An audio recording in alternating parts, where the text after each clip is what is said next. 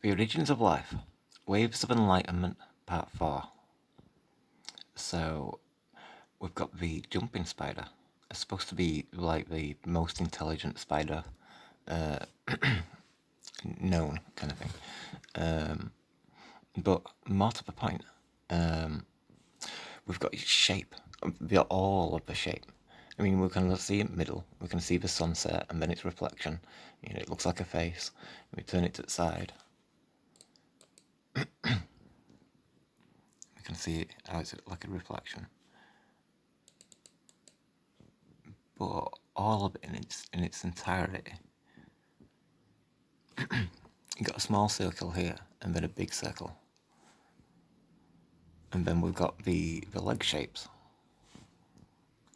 So, if we see things like this, we can see that spider shape. And it's quite genuinely like the spider shape, you know? You know, obviously the problem with it is how we've seen it in the globe context. But in terms of like a flat earth context, that might look more appropriate.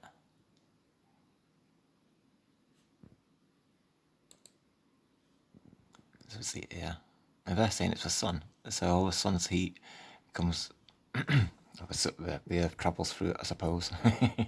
And then, like, you know, there's this buffer and all that kind of thing, like.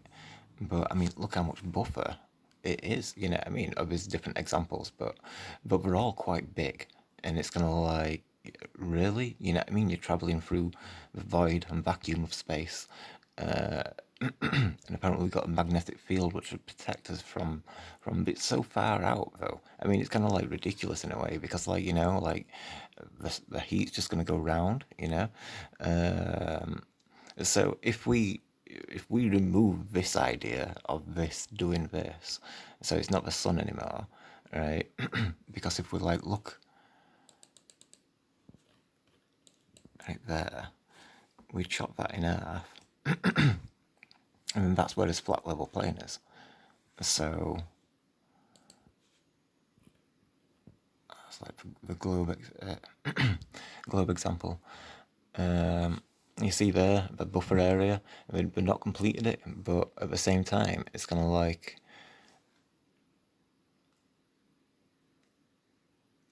it doesn't make sense. It's like the any forces that go around it, you know.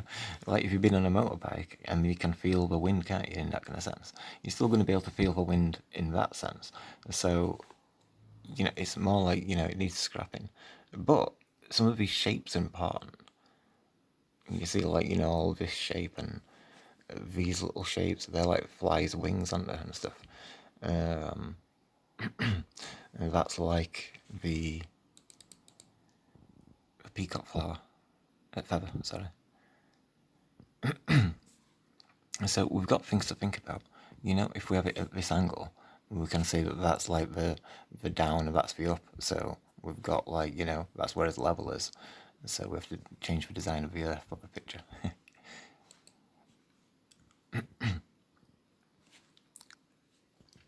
So here, where's the camera's focus?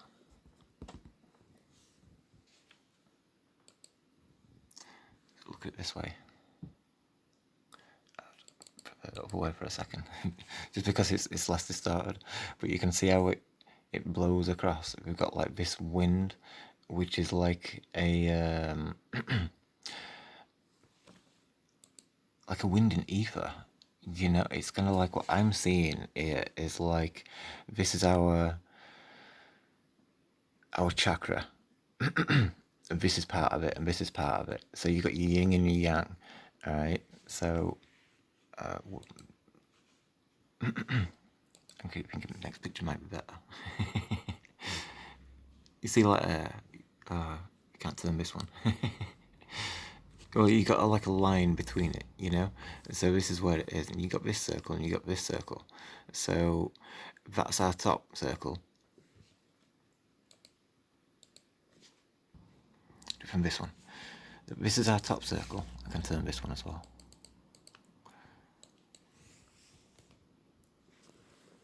So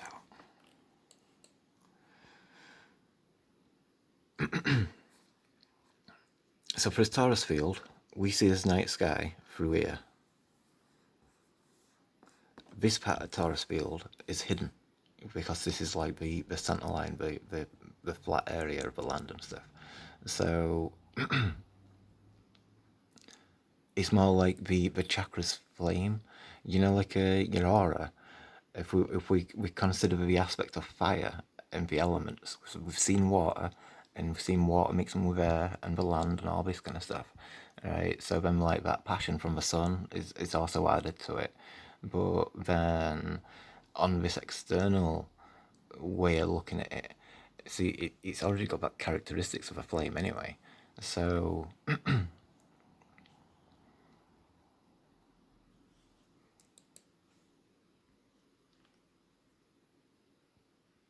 so there's a lot to it.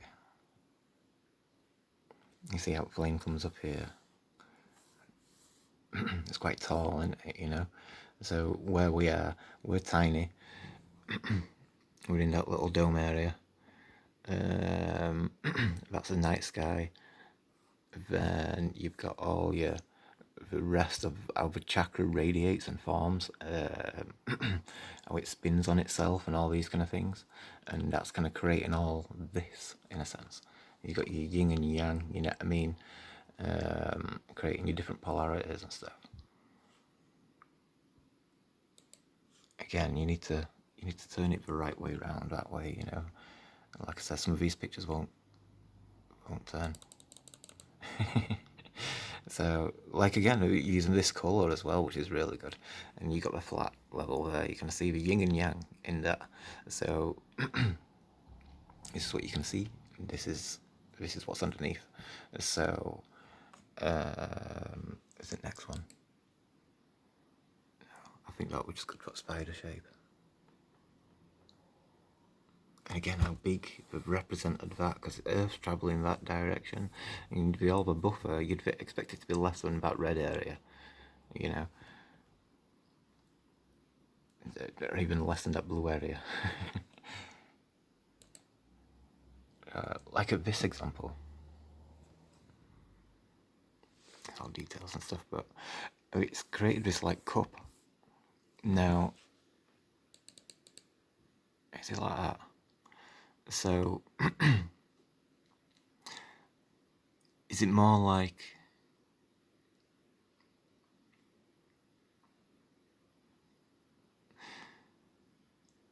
we're floating but we're suspended by maybe like an energy? I don't know whether it's like an energy or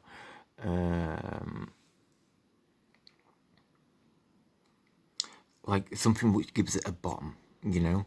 It's gonna like, we could be floating, but it might be infinitely mass underneath. It's gonna like,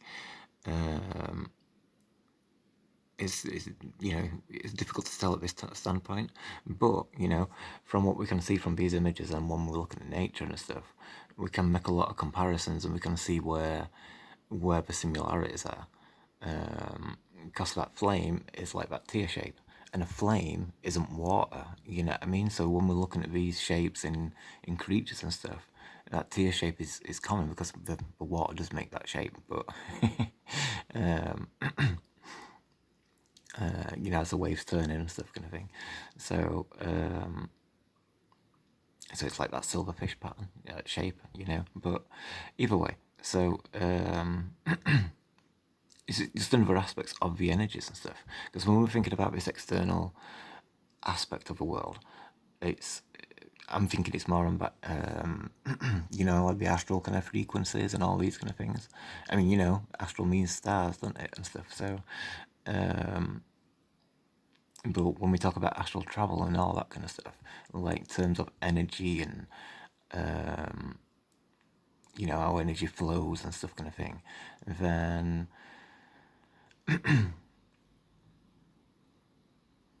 it's kind of like a mixture of, you know, of the elements and stuff. Like, it depends, because it's like some different concentrations, isn't there? But in this aspect, it's like your aura. So it's like what your aura does. But this is so big, you know what I mean? It's kind of showing you, you know, more details about it anyway. So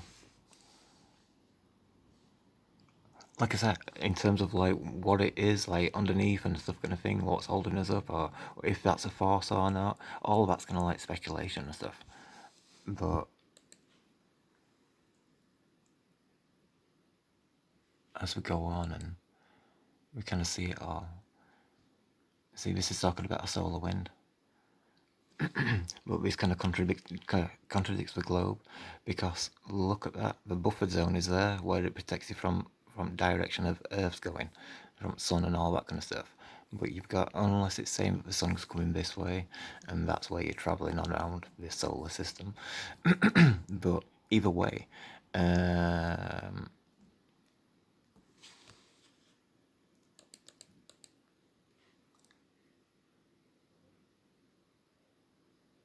shouldn't the buffer be at that side for globe? You know what I mean? It's gonna like, because it's going this way, because it's weak there. So you know what I mean. I mean, it is also quite a it be quieter at that side. It's around it because we're above it. um, so like I said, it's like what I'm thinking is like there's like a wind in, you know, where all these chakras are, these realms. Ours, for instance, it's the center of creation, so it does kind of imply that there'd be more, you know. So when we've got this, to call it a solar wind, I kind of think it's incorrect, because the sun is a small little thing inside here, you know, doing its thing of warming us up and stuff like. So it's not a solar wind; it's more like an ether wind. It's like, you know, the wind of the spirit realm, if you will, in that kind of sense. Um,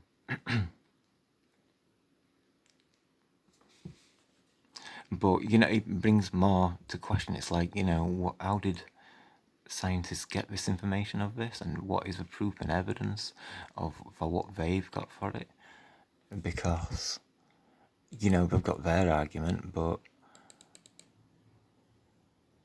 it tends to fall apart.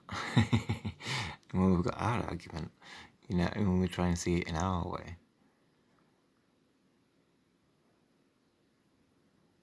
it's like a cycle to it, with arrows and stuff. And again, the shapes, the tear shapes, the flame shapes.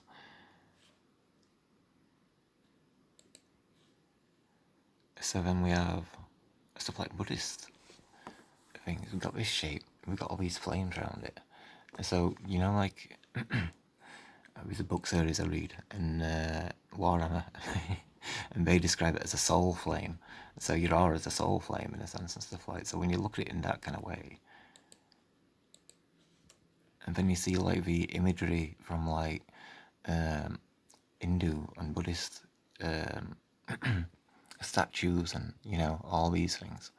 And then another aspect of it is, because it's got this here, right? It's got the lotus flower and it's sat on it, and then it's got the flames of the aura, because that looks like a halo, doesn't it?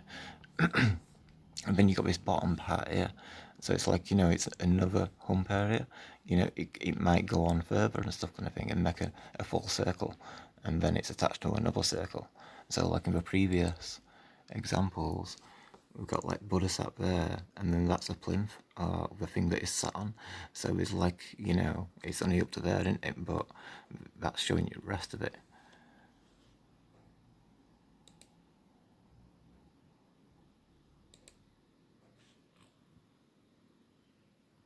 Again, it looks like flames, but it also looks like leaves, and also a flower kind of thing.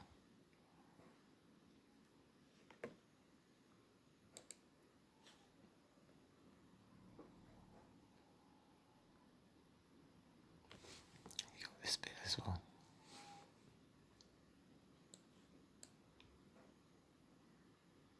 There's a flower underneath him, but I meant that one. But so it's a smaller chakra to this chakra, you know. I think you got it there, the larger one.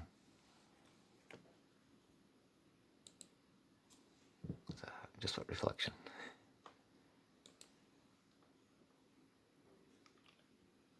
So again, you got these flame shapes, the tear shape,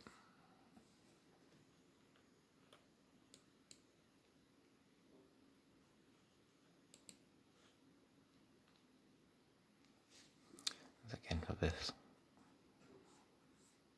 It looks like a reflection as well, but is that the bottom part of the torus field, and then that's the top part of the next torus field for underneath, which could be like, you know, like the afterlife realm maybe. See, there's lots of examples of it as well. So then you've got it on bread as well. You got that kind of spire that comes off.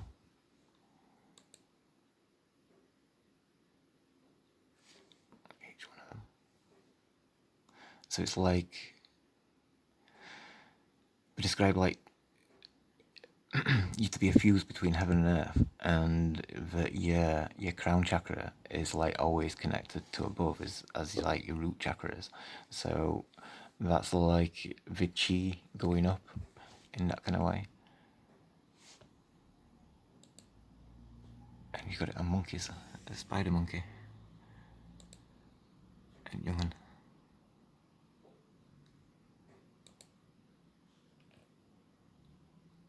So we've got flower buds. It's quite significant because it's that tear shape or flame shape.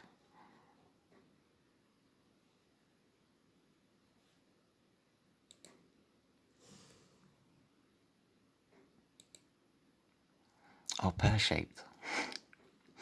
So that's another thing. You know, it says it's wider at the bottom, and when you look at things like that, you know, it's kind of like, is that what it's like in a way? And I've got another example of it in a bit, but I mean, I think that's a little bit wrong. I think it's an exaggeration to say it's literally pear-shaped. But some of those flames were a little bit like it. But it brings me back to like the torus field when we were talking about that in the first series. And so when we look at this, or this one, sorry, imagine the torus field within there. Right, there's a bottom, so there'd be a flatness to it, and then the rest of it can take its own shape. And then its casing has got this shape.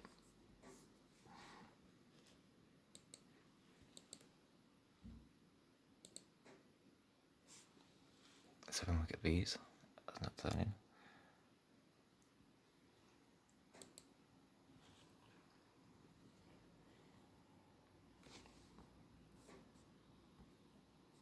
I don't want to focus sometimes. So we've got this bud here, and see how it's sat on this upper one. And so you see how there's a centre line into what's it called for ground line, horizontal aspect of it.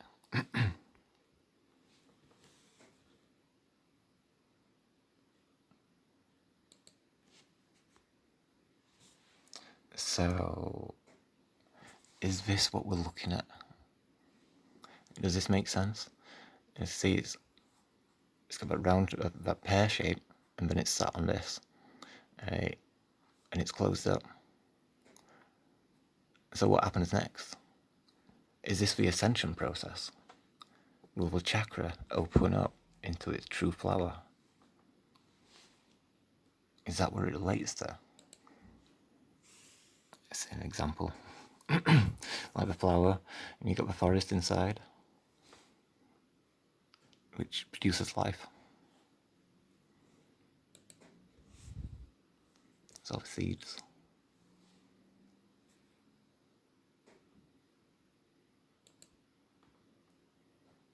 So how relevant it is that these had kind of copy this shape.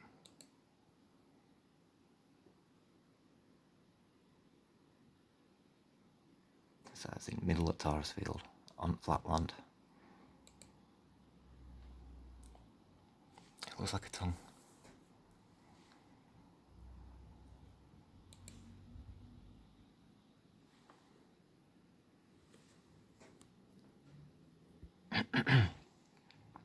So we're finding these all as sacred geometry, you know, as flower of life, as pine cone shapes.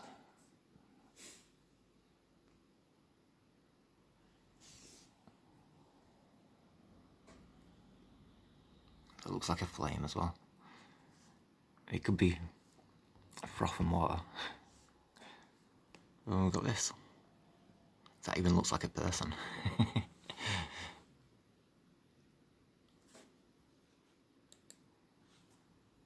So I'm going to look at it like that. Sorry. We've got a top section, and then we've got a bottom section. See how it relates? But look at the plant grows up out the ground. That's the normal position for the plant. So shouldn't that be the normal position for the solar wind example? Which really it shouldn't be called solar wind. Like I said, it's ether wind or spiritual wind.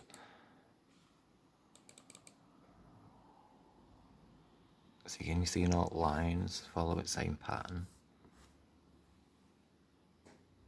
So where did spiders come from? For one thing, but definitely plants show this same pattern. You can see like that's like the spider's body and its head and then all its legs and stuff kind of thing.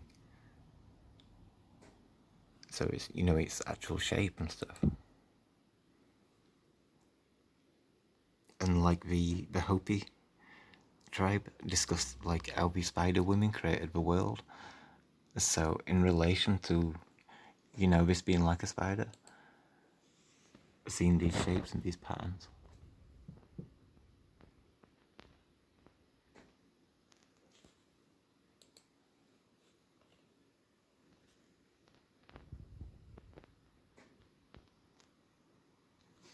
So it's flat.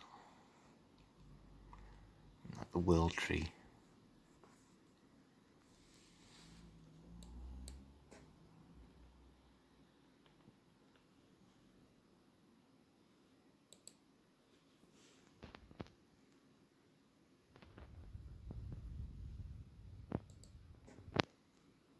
So we've got urchins. Sea urchins. See, because there's a flat bottom, because it's because of density and buoyancy, you know, in that kind of sense. So like you've got it's wider at the bottom, it tapers off more at the top in that kind of way. So we're seeing, you know, that's like what's within. So you've got like that, and then all the trails and stuff gonna come around it, and that's like, you know, the center of the flower, like where all the pollen grows. Oh, within there, that'd be a barrier, and that's like, you know, we can't see through it and stuff like. And that's like stars. When you see urchins, have still got the needles on, and it's like it gives a bit of depth.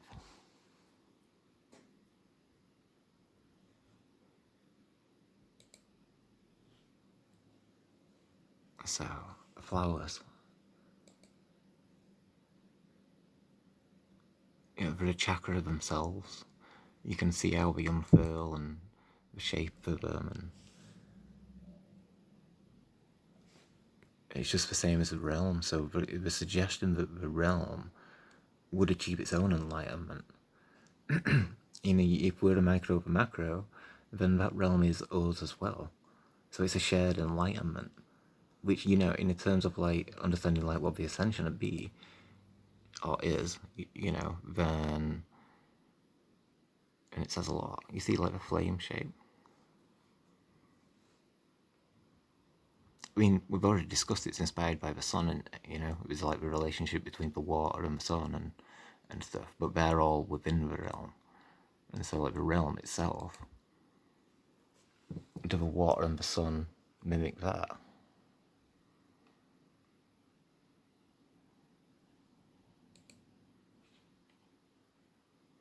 See the flame shape?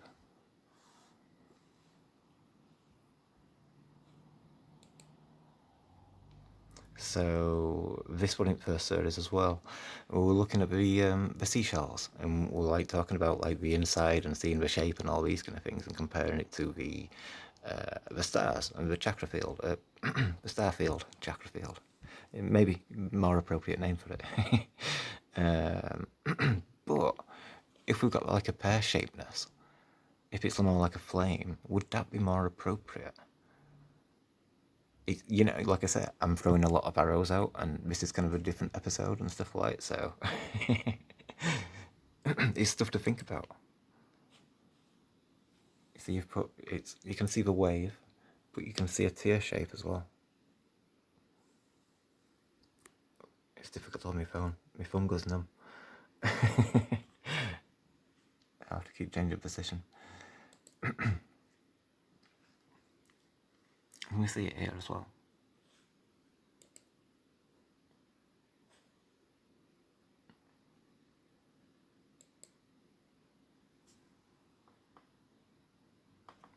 See it like a spider or an onion or everything else which we've kind of looked through. So it kind of shows you about relevance. So one at each side.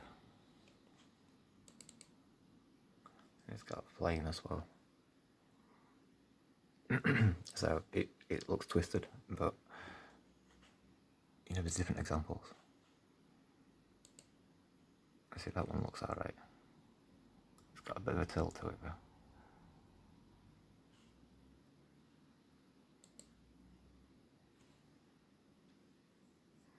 So we'll look at the spider again.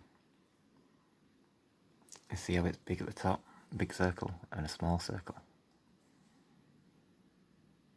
That's like colourful. This isn't. It even looks like flames. We even taper off each strand of hair, kind of thing. You know, but do this dance. I think it's like a mating call, isn't it? So, you know, it's like they don't do it for no reason, do they? So, yeah, I think I'll leave it at that because I'm running out of stuff to say. I've run out of pictures. There's a lot more of, you know, you churn loads of thoughts over and stuff kind of thing when you get the idea to make the video and stuff like. But so you know, there'll be plenty of live streams that'll go on and we'll chat about stuff and whatever else and stuff like. But again, I don't know.